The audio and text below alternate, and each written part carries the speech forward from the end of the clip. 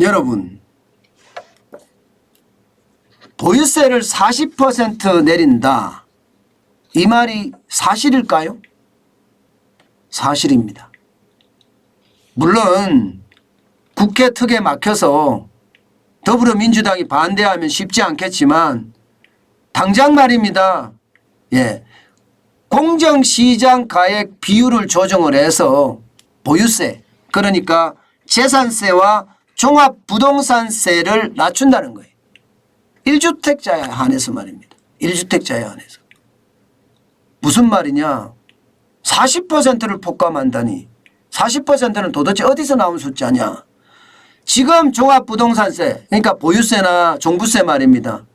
공정시장 가액 비율이 좀 틀립니다. 종부세는 100% 적용합니다. 100%. 100% 적용하는데 이것을 60%로 적용한다는 거예요. 옛날에는 100% 적용을 해서 여기에다가 세금을 때렸다면 지금은요, 예, 공시지가에 60%에 예, 반영해서 세금을 매긴다는 뜻이에요. 그러면 세금 매기는 기준이 40%가 줄어들죠. 40%가. 예, 100%의 세금 매기는 것이 아니라 60%의 세금을 매기니까 말입니다. 그러면 40% 가까이 줄어들 수 있다 하는 게 지금 시장의 분석입니다.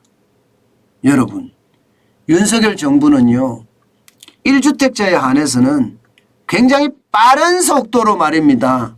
이게 줄여주겠다 이거예요. 다주택자도 마찬가지 빠른 속도로 예, 부동산의 세금 폭탄 줄여주겠다. 그건 지금 공약이었잖아요. 실질적으로 말입니다. 1주택자의 재산세는요, 공정시장 가액 비율로 이거 60%에서 45%로 하향 조정합니다. 45%로. 공정시장 가액 비율이라는 것은 다시 한번 말씀을 드리면요, 공시가격을 100으로 봤을 때요, 이 100을 말합니다. 예, 여기에다가 세금을 매기는 걸 말하거든요. 그런데 이게 60% 공시가격의 60%에다가 매긴다. 이게 공정시장 가액 비율이고요. 40% 45%에 매긴다. 이게 공정시장 가액 비율입니다. 세금 과세에 대한 기준이 되는 거죠. 그러면 재산세는 60%에서 45%로 내리니까 재산세도 줄어들겠죠.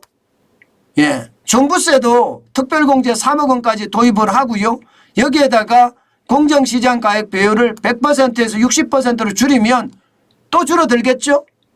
그러면 1주택자에 한해서는요, 최대 보유세가 40% 넘게 떨어집니다. 40% 넘게.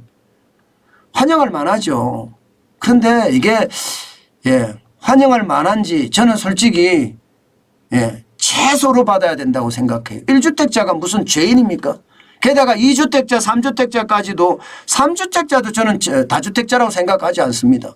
문재인 정부는 2주택자도 다주택자고 3주택자도 다주택자고 그야말로 세금 폭탄 때렸잖아요. 저는 그것까지는 아니라고 생각을 하거든요. 다주택자도 종부세가 줄어듭니다. 다주택자도 예, 공정시장 가액 배율을 100%에서 60% 하향 조정합니다. 그렇지만 재산세는 하향 조정하지 않습니다. 재산세는 60에서 45로 1주택자는 하향 조정하는데 재산세는 60% 그대로 둡니다. 그러면 다주택자는 그래도 많이 줄어들겠죠. 실제로 말입니다. 얼마나 줄어드는지 시뮬레이션을 돌려보면 말입니다. 여러분. 굉장히 많이 줄어듭니다. 잠실에서 전용 84.8제곱미터 공시가격이 17억 9천만 원입니다. 17억 9천만 원.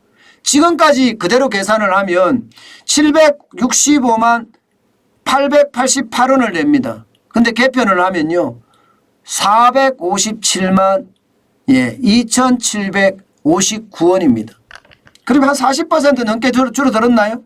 40% 가까이? 아닌가요? 예, 거의 줄어들었죠. 예. 마포에 있는 레미안 프로지오 40% 안 된다고요. 거의 갑니다. 거의 30, 40 정도 될 겁니다. 마포 레미안 프로지오 전용 84.39제곱미터 여기 공시가격은요 12억 6,700만 원입니다. 실제 말입니다. 예, 현행으로 따지면 439만 104원을 내야 됩니다. 재산세는 395만 7,240원을 내야 되고요. 종합부동산세는 43만 2,864원을 내야 되는데 이거 줄어듭니다. 종부세 없습니다. 재산세만 있습니다. 277만 8,930원만 있습니다. 이거는 거의 40% 들은 건가요? 마찬가지로 관악 현대아파트 84.74제곱미터 공시가격이 5억 5천만 원입니다. 5억 5천만 원. 이 경우는요 89만 1,888원을 현행에 냈다면 앞으로는 72만 4,500원으로 내게 됩니다. 그러니까 최대는 40% 정도 줄어들었다 이렇게 이야기할 수가 있습니다.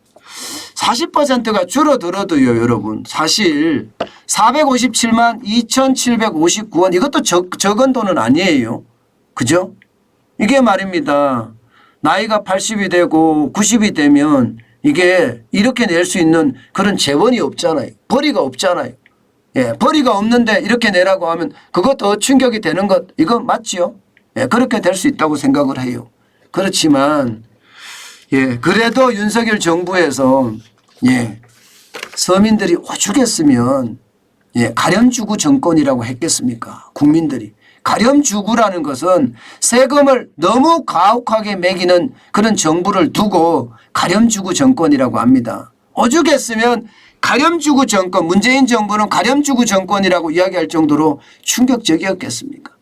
저는 가렴주구까지는 아니더라도 말입니다.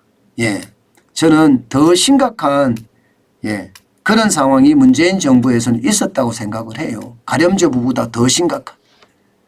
그만큼 말입니다. 세금 내니라고 온 국민이 고생을 했어요. 그나마 좀 줄여준다고 하니까 좋아질런지 한번 두고 볼 일입니다. 어쨌든 뭔가 세상이 조금씩 바뀌어가죠. 바뀌어가야죠. 이게 여러분 열심히 일해서 말입니다. 세금도 내고 그래서 그 세금으로 국가는 팡팡 돌아가게끔 혁신적으로 운영하고 이것이 대한민국이 잘 돼가는 것 아니겠어요? 저는 그게 그 어느 때보다 필요하다. 저는 이렇게 생각을 합니다.